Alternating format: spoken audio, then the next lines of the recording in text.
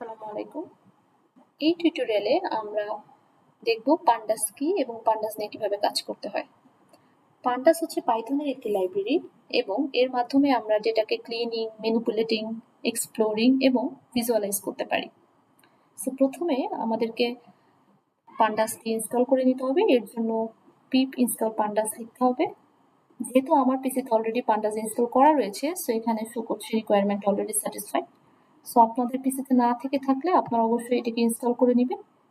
এবার আপনি পান্ডাসটিকে ইম্পোর্ট করতে পারেন। সো এর জন্য আপনাকে লিখতে হবে ইম্পোর্ট পান্ডাস। তো আপনি চাইলে এটিকে এলিয়াজিং করতে পারেন যে ইম্পোর্ট পান্ডাস অ্যাজ পিডি। এবার আপনি পান্ডাসটি ঠিকমতো ইনস্টল হয়েছে কিনা এর জন্য আপনি পান্ডাসের ভার্সনটা চেক করে নিতে পারেন। যেহেতু আমি এলিয়াজিং করেছি পিডি, সো আমি এখানে পিডি ডট ভার্সনটা চেক করব। So okay. এখন আমি একটি ডেটা নিব, যে কোনো ধরনের পাইথনে আমাদের যে কোনো ধরনের ডেটা স্ট্রাকচার, যেমন ধরুন আমি যদি ডিকশনারি নিয়ে থাকি, তো আমি একটি ডিকশনারি ডিক্লেয়ার করি যেখানে কি রয়েছে আইডি, এবং আইডির ভ্যালুগুলো আমি ধরলাম 3টি স্টুডেন্টের আইডি রয়েছে এবং তাদের সিজিপিএ রয়েছে।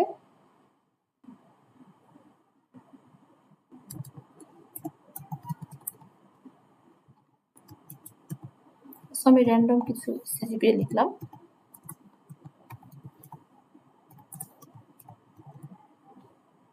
এটা হচ্ছে আমার একটা ডিকশনারি ডেটা।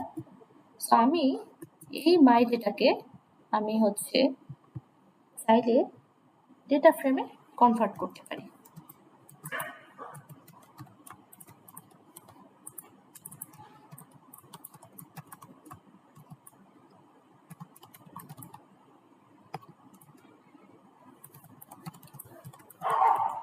এখন আমাদের কোশ্চেন হবে যে ডেটা ফ্রেমটা আসলে কি।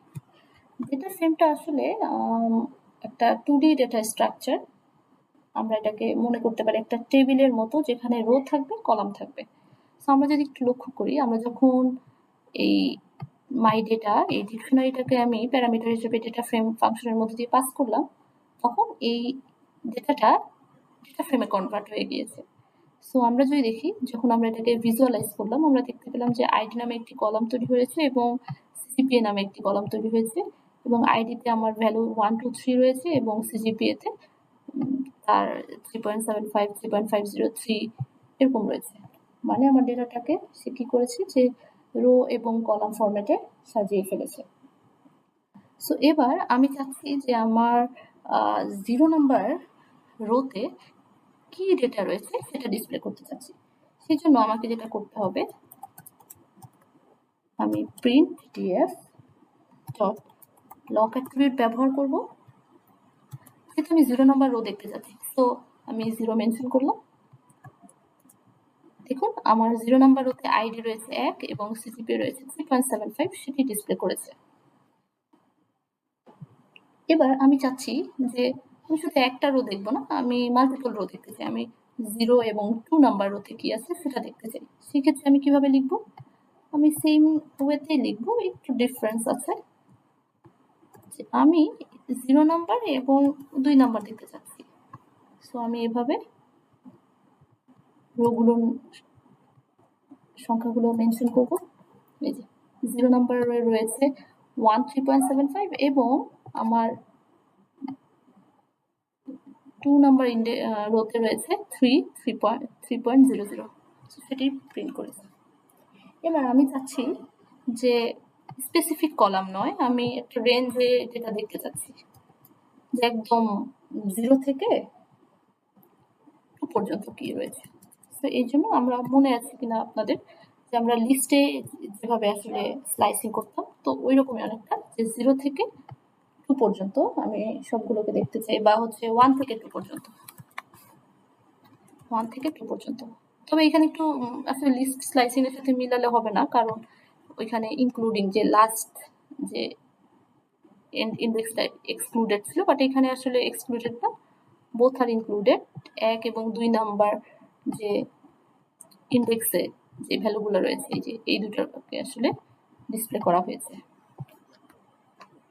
আচ্ছা, ওকে, এটা হচ্ছে আমরা দেখলাম যে কিভাবে একটা ডেটাকে ডেটা ফ্রেমে কনভার্ট করে তার মধ্যে বিভিন্ন ধরনের অপারেশন চালানো যায়। এবার আমি একটা CSV ফাইলকে লোড করব। সো এই জন্য আমরা pandas.read CSV নামে একটি ফাংশন রয়েছে, এর মাধ্যমে আমরা ডেটাটাকে রিড করতে পারি। আমার ডেটাটার নাম হচ্ছে data.csv, যেটা হচ্ছে আমার অলরেডি আমি ওপেন করছি, যে এটা হচ্ছে আমার অ্যাকচুয়ালি আমার ডেটা সেটটা যেটার উপর আমি বিভিন্ন ধরনের অপারেশন পারফর্ম করবো এখন। সো আমার ডেটা সেটটা যদি খেয়াল করেন যে আমার এখানে 4টা কলাম রয়েছে, duration, pulse, max pulse, calories. ডিউরেশনে ইন্টিজার ভ্যালু, পালসেও ইন্টিজার, ম্যাক্স পালসে ইন্টিজার এবং ক্যালোরিজ একটু ফ্লোটিং পয়েন্ট নাম্বার রয়েছে। আর আরেকটা জিনিস খেয়াল করলে দেখা যাবে যে ক্যালোরিজ কলামে কিছু কিছু সেল ব্ল্যাঙ্ক রয়েছে। সো আমরা এখন আমাদের কোডে চলে যাই। সো আমি কি করলাম, আমার ডেটা সেটটা যেহেতু data.csv যে ফাইলটা আমি একটু ওপেন করলাম, সেটাকে আমি এই CSV ফাইলটাকে রিড করে সেটাকে ডেটা ফ্রেমে রাখলাম। দেন হচ্ছে আমি এটাকে দেখবো যে আসলে এটার ভিতরে কি রয়েছে। এর জন্য আমি f.toString ফাংশনটা ব্যবহার করে আমি পুরা ডেটা সেটটাকে ডিসপ্লে করতে চাই। সেই যে এখন হচ্ছে কি আমার যে CSV ফাইল, অর্থাৎ CSV বলতে বোঝাচ্ছে কমা সেপারেটেড ভ্যালু, আমার যে CSV ফাইলটা রয়েছে সেটা ডেটা ফ্রেমে লোড হয়ে গেল এবং আমি সেটাকে ডিসপ্লে করছি। এখন আমি দেখি, আমি তখন এক্সেল ফাইলে দেখেছিলাম যে কিছু কিছু সেল ফাঁকা ছিল, এখানে সেই ফাঁকা সেলগুলো আমরা দেখছি, কিন্তু ফাঁকা সেলগুলোতে NaN লেখা, এটা বুঝাচ্ছে যে নট এ নাম্বার, মানে এটা ব্ল্যাঙ্ক, এখানে কোনো নাম্বার নেই। সো সেটা এখানে মেনশন করা হয়েছে। এই কলামগুলোতে যদি এরকম এমটি সেল থাকতো সেক্ষেত্রে NaN লেখা থাকতো যে নট এ নাম্বার। এরকম কিছু সেল আমরা দেখতে পারবো, এখানে আরো কিছু সেলে রয়েছে। ওকে, এখন হচ্ছে আমাদের নেক্সট কাজ হচ্ছে, আমরা চাচ্ছি যে আমাদের যে ডেটা সেটটা আমরা দেখলাম এই যে data.csv ফাইলে, আমি চাচ্ছি যে প্রথম 3টা রোকে আমি দেখতে চাই। সেক্ষেত্রে প্রথম আমার ডেটা সেটের প্রথম 3টা রো, সেই ক্ষেত্রে আমি হেড ফাংশনটা ব্যবহার করব, সেখানে আমি যেহেতু 3টা দেখতে চাই, সো আমি প্যারামিটার 3টা পাঠাবো। আমি 10টা দেখতে চাইলে 10টা পাঠাতে পারি, যেমন আমি হেড 10 দিলাম, তাহলে আমার প্রথম 10টা রোকে শো করবে এই যে 0 থেকে 9। আচ্ছা, এবার আমি চাইলে আমি 10টা না, আমি জাস্ট হেড যদি লিখি তাহলে শুধু হেড, কোনো প্যারামিটার পাস করবো না, সেক্ষেত্রে আমাকে ডিফল্ট প্রথম 5টা সেল ডিসপ্লে করবে। তো এইভাবে আমরা হচ্ছে একটা ডেটা সেটের ডেটাগুলো কিভাবে আছে কয়েকটা ভ্যালু এভাবে দেখতে পারি। এবার আমি যদি চাই যে আমার ডেটা সেটের লাস্টের কয়েকটা ভ্যালু দেখতে চাই, লাস্টের 3টা ভ্যালু দেখতে চাই, সো যেমন আমি সেক্ষেত্রে যেহেতু হেড না লিখে এবার লিখবো যে লাস্টের 3টা ভ্যালু দেখতে চাই। হ্যাঁ, লাস্টের যে সেলগুলো রয়েছে শেষের 3টা সেল গুলো আমি হচ্ছে এইটা হচ্ছে ডিসপ্লে করব। ওকে, আর আমি যদি কোনো ধরনের প্যারামিটার না পাস করে থাকি, যেমন আমার এখানে কোনো ধরনের প্যারামিটার, তাহলে আমাকে লাস্ট যে 5টা রো রয়েছে সেই 5টা রো ডিসপ্লে করবে। ওকে, এই ছিল আমাদের হেড অ্যান্ড টেইলের ব্যবহার। তো এবার আমরা দেখব যে আমি চাচ্ছি যে আমার পুরো ডেটা সেটের সম্পর্কে একটা কিছু ইনফরমেশন আমি দেখতে চাচ্ছি, যেমন আমরা হচ্ছে দেখতে চাচ্ছি যে কয়টা কলাম রয়েছে, হ্যাঁ, প্রত্যেকটা কলামে কয়টা করে টোটাল কয়টা ভ্যালু রয়েছে, তাদের কলামগুলোতে ডেটা টাইপগুলো কি, এই ধরনের ইনফরমেশন দেখতে চাইলে আমাদেরকে অবশ্যই ইনফো ফাংশনটা ব্যবহার করতে হবে। যেমন আমরা এখানে যদি খেয়াল করি যে আমাদের ডেটাটার ক্লাসটা হচ্ছে ডেটা ফ্রেম এবং এখানে টোটাল 169টা এন্ট্রিজ রয়েছে, 4টা কলাম রয়েছে, duration, pulse, max pulse, calories. ডিউরেশনে 169, সবগুলোতে 169, শুধু ক্যালোরিজে 164টা ভ্যালু রয়েছে। আর বাকি 5টা ভ্যালু আমরা মনে আছে কিনা আপনাদের যে নট এ নাম্বার দেখেছিলাম বা ব্ল্যাঙ্ক দেখেছিলাম, সো ওগুলো এখানে মেনশন রয়েছে এবং আমরা দেখেছিলাম যে 3টা কলামে ইন্টিজার ভ্যালু এবং লাস্ট কলামে ফ্লোটিং পয়েন্ট নাম্বার ছিল।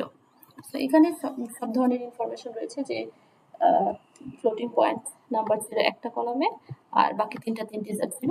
সো ইনফো ফাংশনের মাধ্যমে আমরা এইভাবে ডেটা সেট সম্পর্কে একটা ভালো ধারণা পেয়ে থাকি। আচ্ছা, এবার হচ্ছে আমি চাচ্ছি যে একটু আগে যেরকম আমরা লগ অ্যাট্রিবিউট ব্যবহার করেছিলাম, আমরা এখানে এই ডেটা সেটের ক্ষেত্রেও লগ অ্যাট্রিবিউট ব্যবহার করে দেখতে পারি। যেমন হচ্ছে আমি চাচ্ছি যে আমার প্রথম 1 থেকে 3 পর্যন্ত যেই কলামগুলো রয়েছে, সরি 1 থেকে 3 পর্যন্ত রোগুলো আমি দেখতে চাচ্ছি। সো এখন যদি আমি প্রিন্ট করি, এই যে দেখেন 1 2 3, এই প্রথম 0 না, 0 বাদ দিয়ে 1 থেকে 3 পর্যন্ত আমি রোগুলোতে কি কি ভ্যালু আছে সেগুলো দেখতে পাচ্ছি।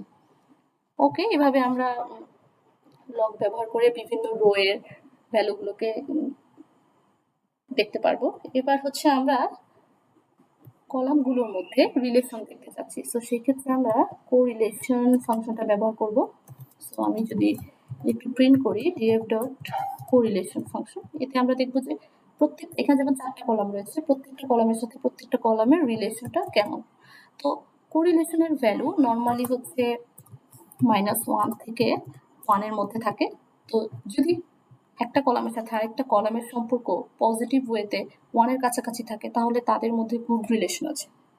একটা দিয়ে আরেকটাকে আমরা একটা থেকে আরেকটার অনেক ইনফরমেশন গ্যাদার করতে পারবো। আর যদি -1 এর কাছাকাছি থাকে, সেক্ষেত্রে তাদের মধ্যে ব্যাড কোরিলেশন রয়েছে।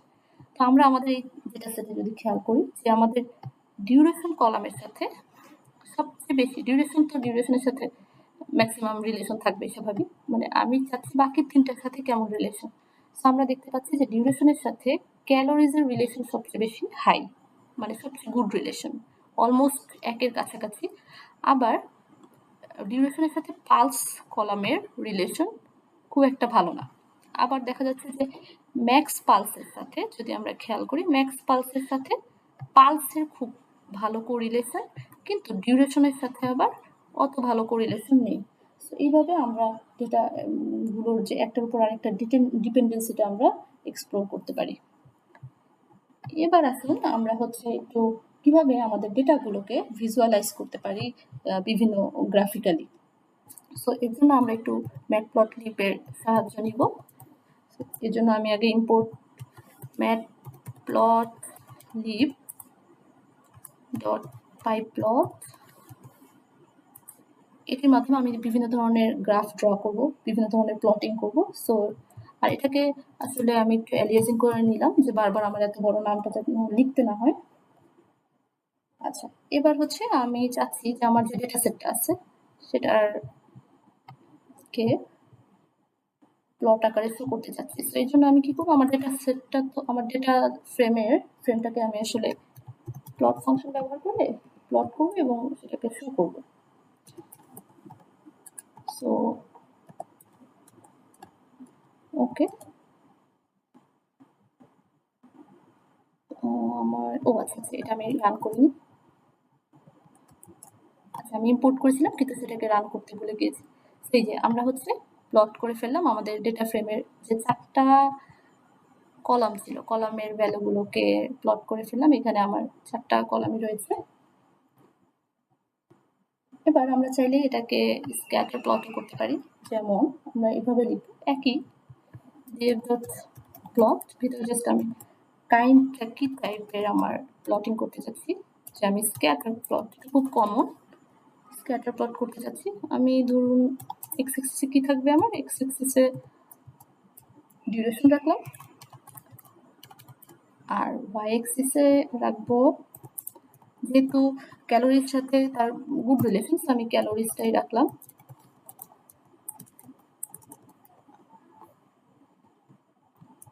এবার হচ্ছে প্লটটাকে শো করি।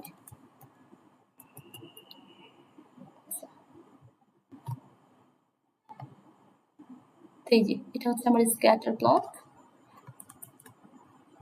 ওকে, এটা হচ্ছে আমার স্ক্যাটার প্লট।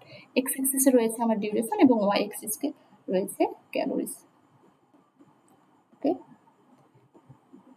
এবার হচ্ছে আমি চাইলে এদের মধ্যে বার প্লট রাখতে পারি বা হিস্টোগ্রাম করতে পারি। সো আমি যদি কোনো একটা স্পেসিফিক কলামের হিস্টোগ্রাম বের করতে চাই, সেক্ষেত্রে আমি কোন একটা স্পেসিফিক কলাম ধরলাম, ডিউরেশনই ধরি, ডিউরেশন, এটাকে আমি এটার যে হিস্টোগ্রামটা আমি বের করতে চাচ্ছি। প্লট আমার কাইন্ড ইকুয়ালটা যেমন স্ক্যাটার ছিল, এখানে হবে হচ্ছে হিস্টোগ্রামের জন্য আমি হিস্ট লিখবো। এবার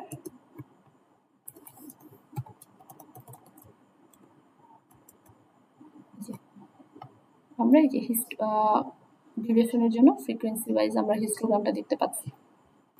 এভাবে আমরা বিভিন্ন ধরনের প্লটিং করতে পারি, বার প্লট, পাই প্লট, এগুলো করতে পারি।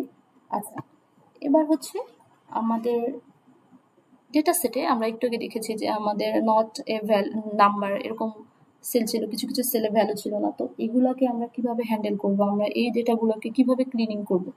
সো এর জন্য আমরা বিভিন্ন ওয়েতে এটা হ্যান্ডেল করতে পারি। যেমন ধরুন আমি করতে পারি যে আমার যেই রোতে এমটি ভ্যালু রয়েছে পুরো রোটাই আমি রিমুভ করে দিতে পারি।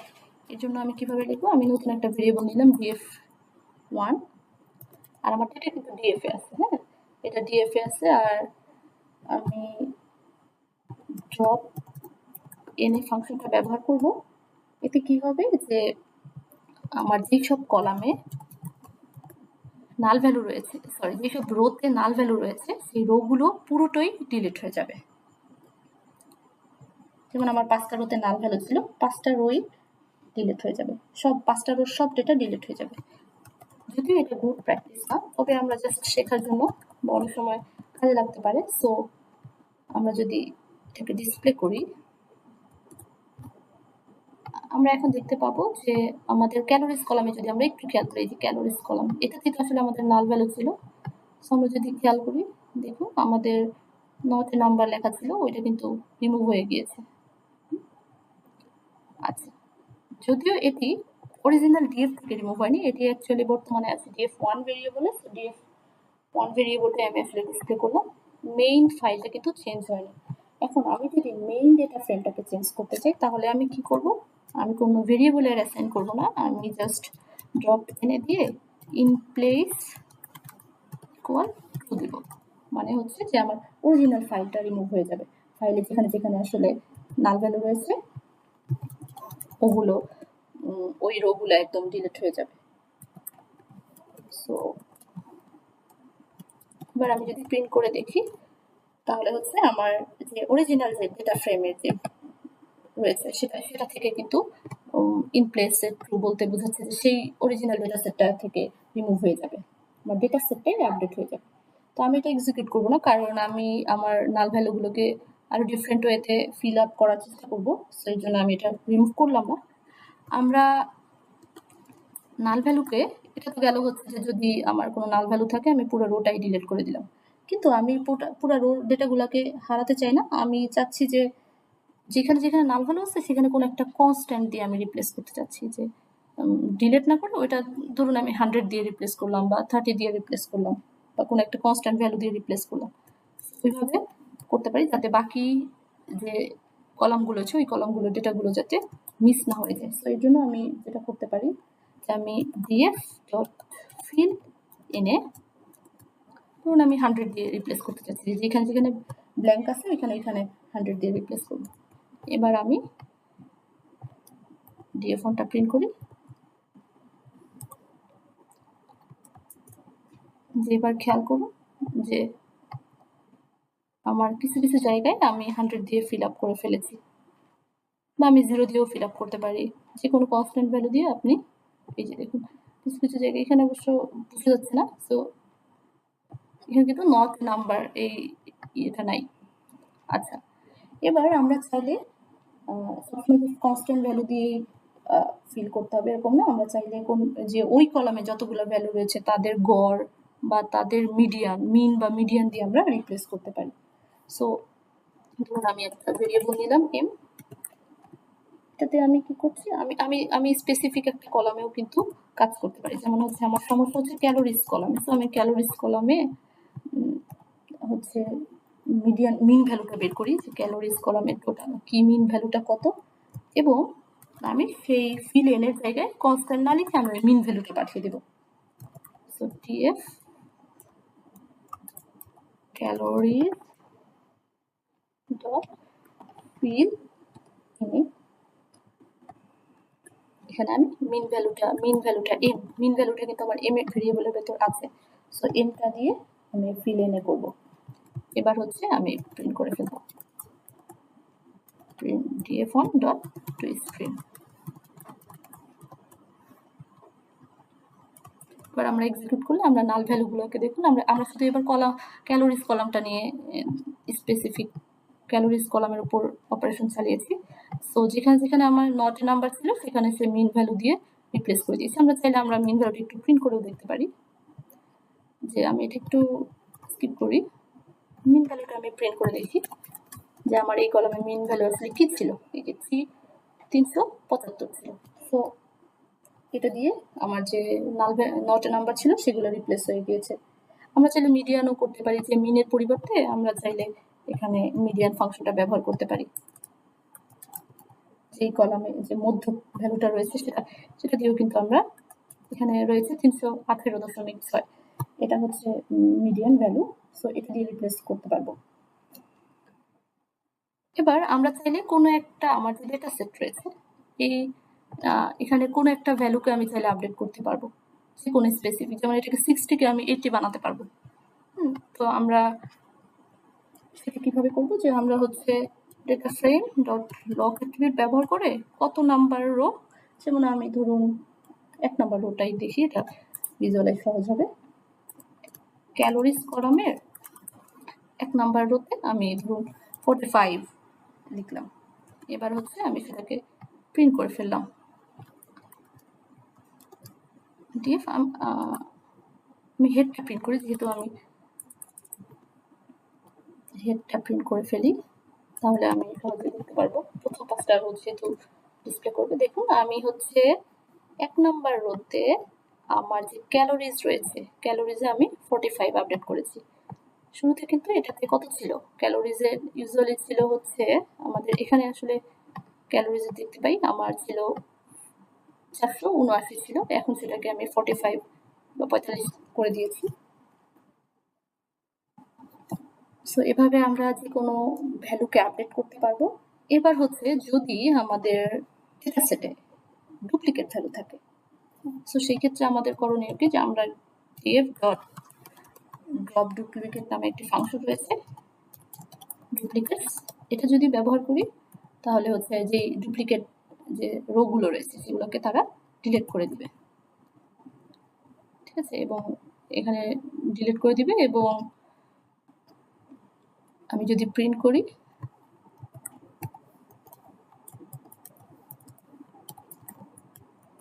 সরি এভাবে না, সরি এটা